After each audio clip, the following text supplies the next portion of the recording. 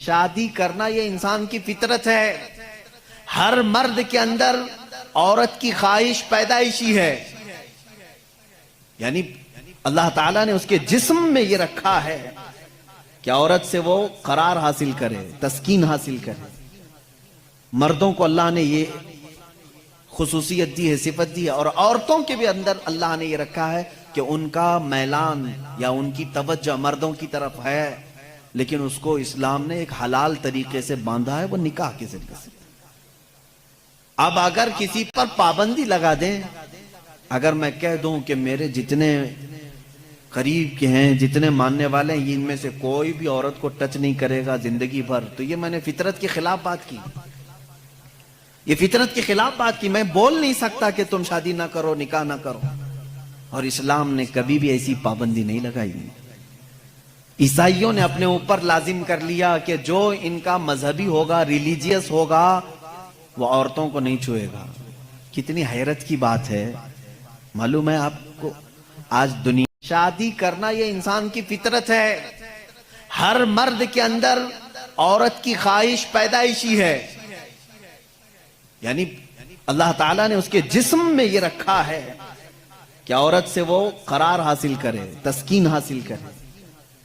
مردوں کو اللہ نے یہ خصوصیت دی ہے، صفت دی ہے، اور عورتوں کے بھی اندر اللہ نے یہ رکھا ہے کہ ان کا میلان یا ان کی توجہ مردوں کی طرف ہے، لیکن اس کو اسلام نے ایک حلال طریقے سے باندھا ہے، وہ نکاح کے ذریعے سے. اب اگر کسی پر پابندی لگا دیں، اگر میں کہہ دوں کہ میرے جتنے قریب کے ہیں، جتنے ماننے والے ہیں، ان میں سے کوئی بھی عورت کو ٹچ نہیں کرے گا زندگی بھر، تو یہ میں نے فطرت کے خلاف بات کی. یہ فطرت کے خلاف بات کی. میں بول نہیں سکتا کہ تم شادی نہ کرو، نکاح نہ کرو، اور اسلام نے کبھی بھی ایسی پابندی نہیں لگائی. عیسائیوں نے اپنے اوپر لازم کر لیا کہ جو ان کا مذہبی ہوگا، ریلیجیس ہوگا، وہ عورتوں کو نہیں چھوئے گا. کتنی حیرت کی بات ہے. معلوم ہے آپ کو آج دنیا میں ویمن رائٹس کی بات عیسائی کرتے ہیں جو خود نکاح نہیں کرتے. جو پادری نکاح نہیں کرتا، کبھی عورت کو اپنے ساتھ نہیں رکھتا، وہ وومن رائٹس کی بات کرتا ہے. حیرت نہیں ہوتی؟ کچھ نن ایسی ہیں جن کو زندگی بھر کے لیے پابندی لگا دی گئی کہ اب تم کسی مرد کی بیوی بن نہیں سکتی. سنیاس لے لیا اس نے، وہ کبھی یہ راستے پر آ نہیں سکتی. یہ فطرت کے خلاف ہے، اور ہم نے اس کے انجام دیکھے ہیں، بلکہ اخباروں نے آپ سب کو بتایا بھی ہوگا. حقیقت ہے کہ جب فطرت کے خلاف کوئی بات کی جاتی ہے تو وہ چند دن تک تو چل سکتا ہے، لیکن پھر کہیں غائبانہ طور پر لاوا پھوٹ ہی جاتا ہے. اور اس کا انجام دیکھا ہے کہ کئی چرچ ایسے نکلے جہاں پر راہبوں نے نن اور دوسرے آنے والے بھکتوں کو ہی نہیں بخشا. یہ حالات ہوئے ہیں. اس کی وجہ یہ ہے کہ فطرت کے خلاف یہاں پر حکم دیا، یا انہوں نے خود اپنے آپ کو اس طرح کا کیا. اسی طرح سے بعض دوسرے مذاہب میں بھی سنیاس لینے کے جو طریقے بتائے گئے ہیں، اسلام اس کا قائل نہیں ہے. اسلام معاشرتی مذہب ہے، سب کے ساتھ رہ کر کے جینے والا مذہب ہے. اگر دنیا کو ترک کرنے کا مطلب یہ ہوتا کہ انسانوں میں نہ رہا جائے، تو کبھی رسول کریم صلی اللہ علیہ وسلم مدینے جیسے شہر میں رہتے ہی نہیں، جنگل میں جا کر کے رہتے ہیں، کنارہ کشی اختیار کر لیتے. لیکن اسلام معاشرتی مذہب ہے، یعنی لوگوں کے درمیان رہنے کا مذہب ہے، دین ہے. ہم سنیاس نہیں لیتے.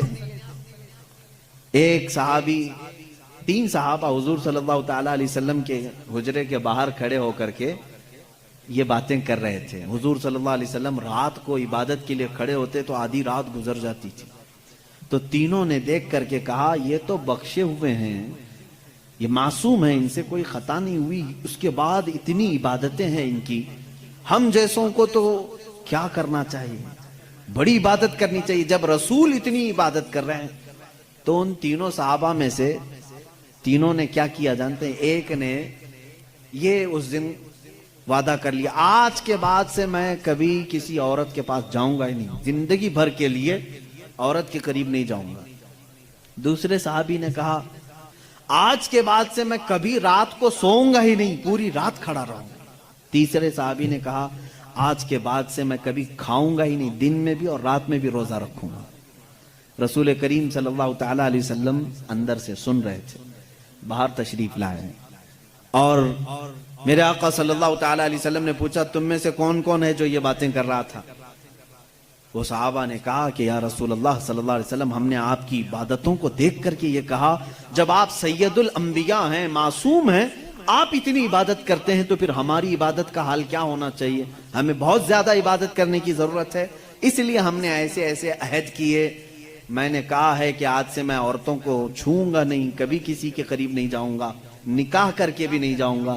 دوسرے نے کہا میں نے یہ کہا ہے کہ رات کو سوؤں گا نہیں. تیسرے نے کہا میں نے یہ کہا ہے کہ آج کے بعد سے کبھی کھاؤں گا نہیں. اللہ کے نبی صلی اللہ علیہ وسلم نے فرمایا اسلام یہ نہیں ہے, اسلام یہ نہیں ہے. میری سنت پر اگر عمل کرنا چاہتے ہو تو میں اللہ کی عبادت کا بھی حق ادا کرتا ہوں اور عورتوں کا بھی حق ادا کرتا ہوں. میں نے اپنی رات کو تقسیم کر رکھا ہے, بیویوں کے لیے بھی حق ہے اور اللہ کی عبادت کا بھی حق ہے. اور دوسرے سے کہا تم نے کہا کہ رات کو کبھی سوؤں گا ہی نہیں, یہ بھی ہمارا طریقہ نہیں ہے, تم فطرت کے خلاف بات کر رہے ہو, بیمار ہو سکتے ہو, روزانہ رات پورے نہیں سو رہے. اب یہاں اس پر میں رک کر کے کہوں گا حضور صلی اللہ علیہ وسلم نے اس صحابی کو منع کیا جو یہ کہہ رہے تھے میں رات بھر عبادت کروں گا. حضور نے فرمایا میری سنت یہ ہے کہ میں تھوڑی رات آرام کرتا ہوں اور تھوڑی رات اپنے رب کی عبادت بھی کرتا ہوں. تمہارے جسم کا بھی تم پر حق ہے, اس کو بھی آرام دو. اور پھر تیسرے صحابی سے کہا میری سنت یہ ہے کہ میں افطاری بھی کرتا ہوں اور سحری بھی کرتا ہوں اور روزہ بھی رکھتا ہوں. ایسا نہیں کہ پورا پابندی کر لیا, جبکہ وہ رسول جن کو اللہ تعالیٰ جنت سے کھلاتا پلاتا ہے, اس کے باوجود میرے آقا صلی اللہ علیہ وسلم فرماتے ہیں کہ کنٹینیو روزہ رکھنا نہیں چاہیے, کہ تمہارے جسم کا تم پر حق ہے, کمزوری آ جائے گی. حضور نے منع فرمایا میں ایک دن روزہ رکھتا ہوں ایک دن نہیں رکھتا, یا میں افطار کرتا ہوں شام کے وقت اور دن میں روزہ رکھتا ہوں.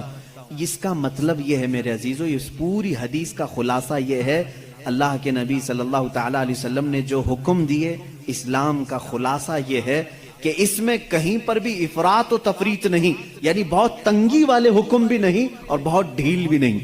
اسلام درمیانی راستہ ہے, درمیانی راستہ ہے.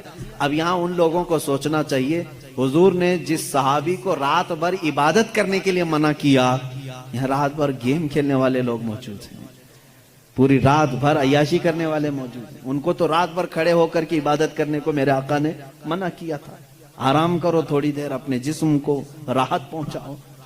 اس طرح سے اسلام کی یہ خصوصیات ہے کہ اسلام انسان کی فطرت کے عین مطابق ہے, اسلام کی فطرت کے مطابق ہے. اسی لیے قرآن کہتا ہے لا یکلف اللہ نفسا الا وسعها.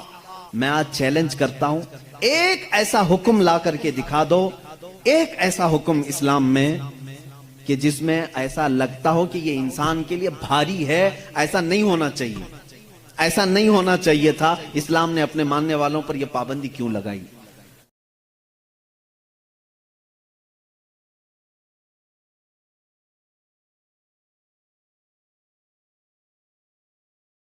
دنیا میں ویمن رائٹس کی بات عیسائی کرتے ہیں جو خود نکاح نہیں کرتے. جو پادری نکاح نہیں کرتا, کبھی عورت کو اپنے ساتھ نہیں رکھتا, وہ وومن رائٹس کی بات کرتا ہے. حیرت نہیں ہوتی؟